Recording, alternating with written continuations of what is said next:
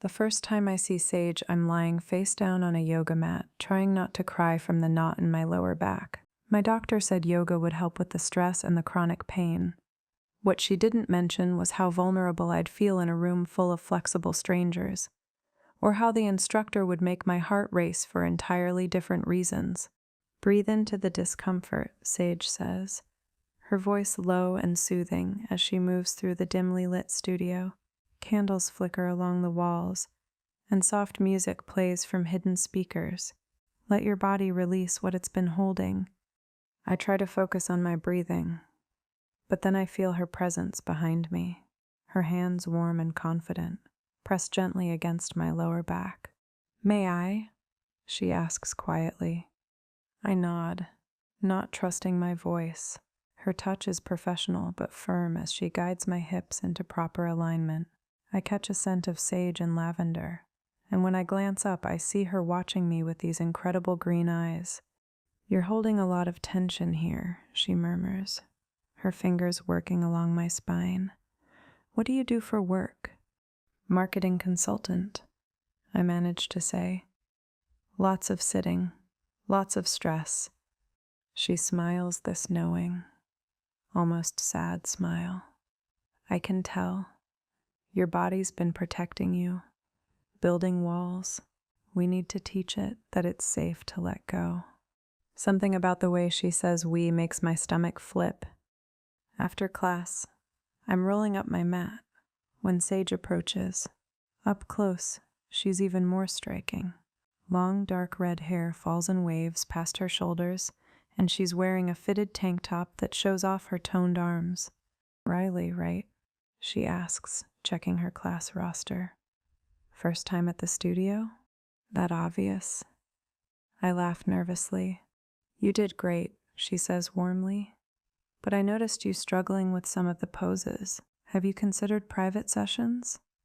I could work with your specific needs, help you build a practice that actually serves your body." Private sessions. Just the two of us.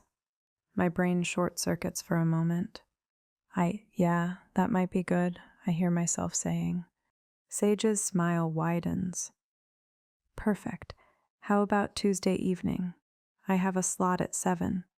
Tuesday arrives too slowly and too quickly.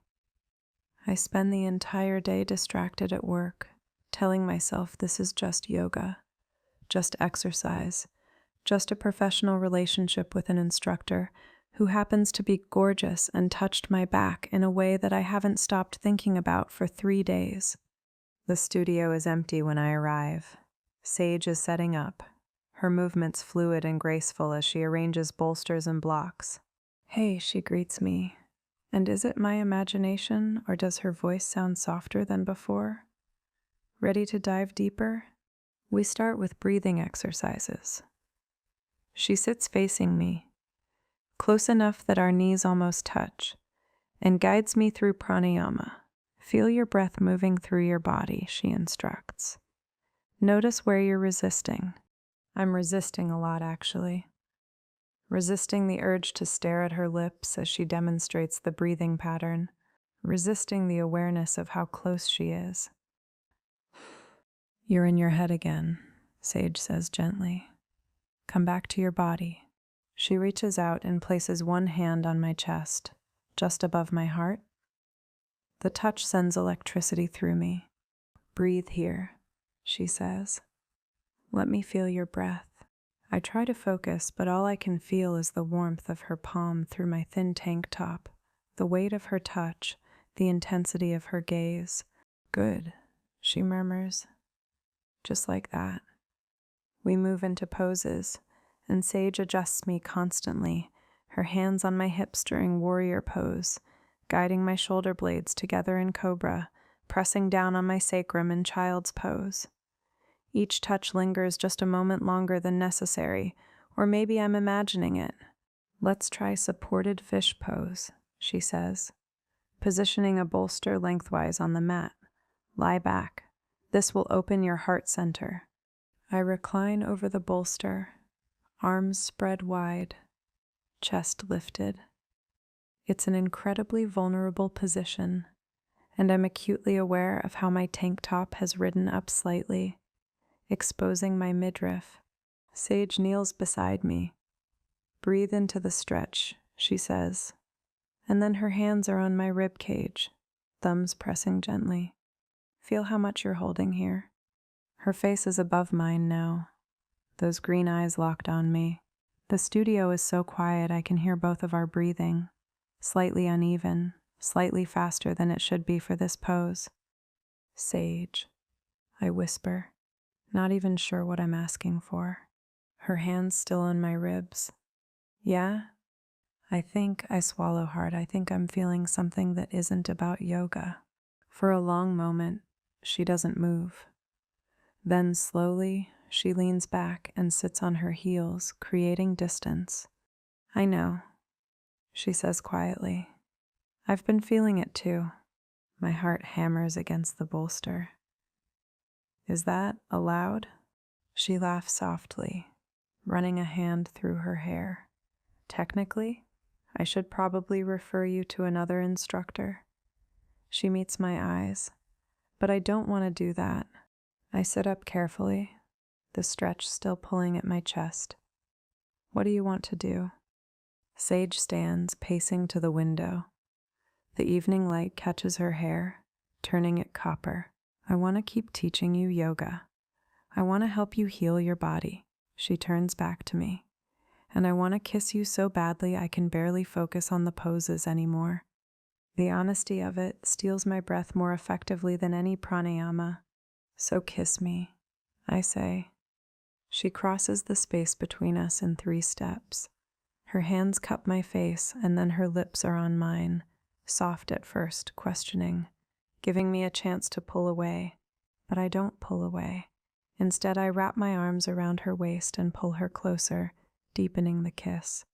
She tastes like mint tea and something sweet. Her body fits against mine perfectly. All that strength and grace now focused entirely on me. When we finally break apart, we're both breathing hard. "We should probably talk about this," Sage says, but she doesn't let go of me. "Probably," I agree, and kiss her again.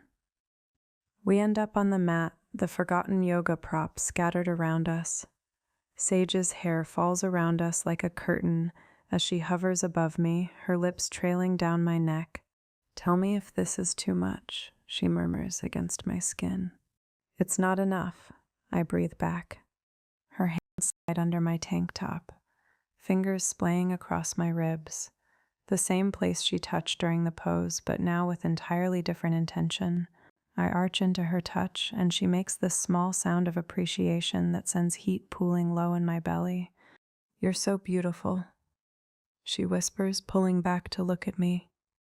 I've been trying not to notice for 2 weeks. I reach up and tug at her tank top. "Stop trying." She helps me remove it. Then mine follows. We're skin to skin now, her sports bra, and mine the only barriers left. The studio is warm, the candles still flickering, casting dancing shadows across her face. "I want you," I tell her honestly. "Is that okay?" "More than okay." She breathes and kisses me deeply. Her hands explore my body with the same confidence she uses to adjust poses, knowing exactly where to touch, how much pressure, reading my responses. When her fingers slide beneath the waistband of my yoga pants, I gasp into her mouth. She pulls back slightly. "Still okay?" "Don't stop," I plead, and she doesn't. Later, we're lying tangled together on the mat, my head on her chest, listening to her heartbeat slow. The candles have burned lower, and the studio is peaceful. "So," Sage says, her fingers tracing lazy patterns on my shoulder. "That was definitely not part of the standard curriculum." I laugh, tilting my head to look up at her.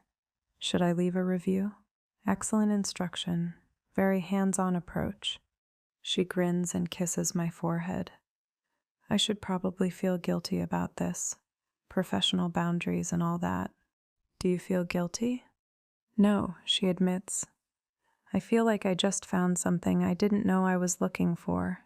I prop myself up on one elbow. What happens now? Do I need to find a new yoga studio? Sage considers this, tucking a strand of hair behind my ear. Or, she says slowly, you could keep coming to my classes and also to my apartment, and maybe dinner this weekend. Are you asking me out? I tease. I'm asking if you want to see where this goes, she says seriously. Beyond the studio, beyond the mats. I think about my stressful job, my chronic pain, my carefully controlled life that leaves little room for spontaneity or risk. Then I think about how I felt in her arms, how right it seemed, how for the first time in months my body felt relaxed instead of wound tight. Yes, I say, I want to see where this goes. She smiles that same knowing smile from the first class, but warmer now, more intimate. Good, because I have a feeling we're just getting started. She kisses me again, slow and deep, and I realize she's right. This is just the beginning of learning what it means to truly let go, to trust, to open myself to something new. And maybe that's the most important lesson yoga could teach me.